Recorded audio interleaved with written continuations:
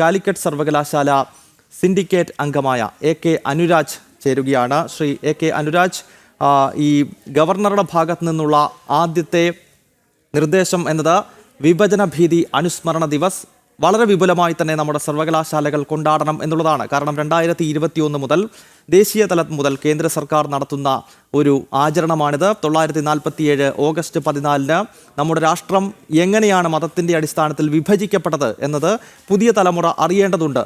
അതിൻ്റെ അടിസ്ഥാനത്തിലാണല്ലോ ഇത്തരം ഒരു ദിവസം കൊണ്ടാടുന്നത്. പക്ഷേ ഇപ്പോൾ സംസ്ഥാന സർക്കാരാകട്ടെ ഒരു രീതിയിലും ഈ പരിപാടി നടത്താൻ പാടില്ല എന്ന് നിർദ്ദേശിക്കുന്ന സർക്കുലർ പ്രിൻസിപ്പൽമാർക്ക് അയച്ചു കൊടുത്തിരിക്കുകയാണ്. എങ്ങനെ പ്രതികരിക്കുന്നു?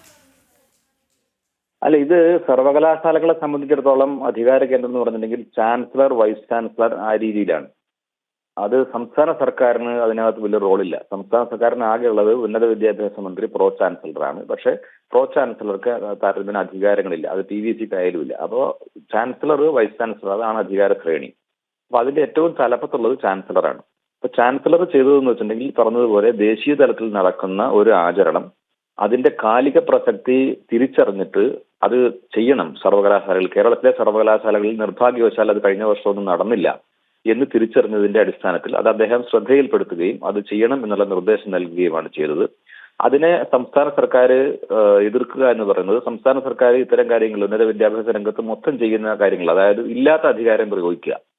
സംസ്ഥാന സർക്കാരിന്റെ അധികാര പരിധിയിൽപ്പെടുന്ന ഒന്നല്ല ചാൻസലർ, വൈസ് ചാൻസലർമാർക്ക് നൽകിയ നിർദ്ദേശത്തിൽ ഇടപെടുക എന്നുള്ളത്.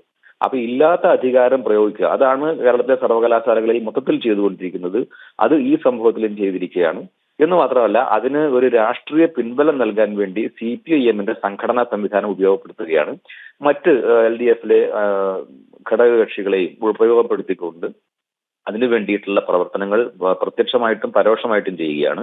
പിന്നെ അനർഹമായ വേദികളിൽ കയറി ഈ വിഷയങ്ങൾ ഉന്നയിക്കുക. ഇന്നലെ ഇപ്പം കാലിക്കറ്റ് യൂണിവേഴ്സിറ്റിയിൽ സംഭവിച്ചതെന്ന് വെച്ചിട്ടുണ്ടെങ്കിൽ കാലിക്കറ്റ് യൂണിവേഴ്സിറ്റിയുടെ അക്കാഡമിക് കൗൺസിൽ യോഗമായിരുന്നു ഇന്നലെ. അക്കാഡമിക് കൗൺസിൽ യോഗം എന്ന് പറഞ്ഞിട്ടുണ്ടെങ്കിൽ പാഠ്യപദ്ധതി, സിലബസ് അത്തരം കാര്യങ്ങൾ ചർച്ച ചെയ്യാനും അതുമായി ബന്ധപ്പെട്ട പരാതികൾ പരിഗണിക്കുന്നതിനുള്ള ഉന്നതമായിട്ടുള്ള ബോഡിയാണ്. ആ ബോഡിയുടെ അജണ്ട സെറ്റ് ചെയ്യേണ്ടത് വൈസ് ചാൻസലറാണ്.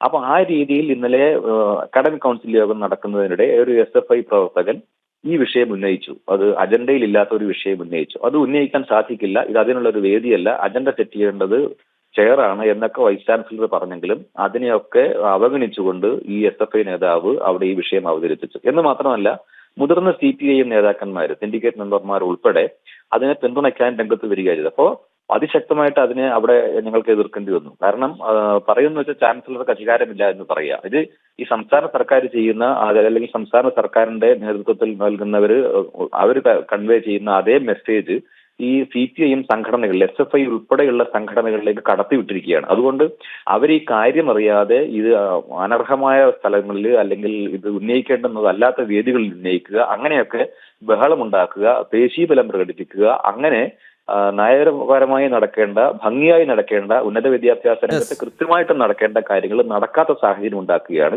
ഒരു കാര്യം കൂടെ ഞാൻ പറയാം, അതായത് UGCയുടെ നിർദ്ദേശമുണ്ട്. ഇനിയിപ്പം നമ്മൾ പറഞ്ഞു, ഇപ്പൊ പ്രധാനമന്ത്രി അത് ആഹ്വാനം ചെയ്തു, അത് എല്ലാ സംസ്ഥാനങ്ങളിലും, എല്ലാ സർവകലാശാലകളിലും, എല്ലാ കോളേജുകളിലും നടക്കുന്നു.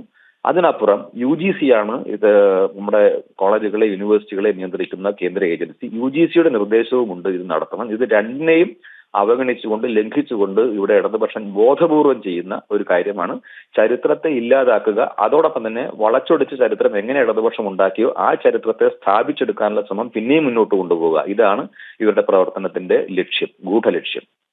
വളരെ നന്ദി ശ്രീ അനുരാജ്, ഈ ഘട്ടത്തിൽ ജനം TVയോട് പ്രതികരിച്ചതിന്.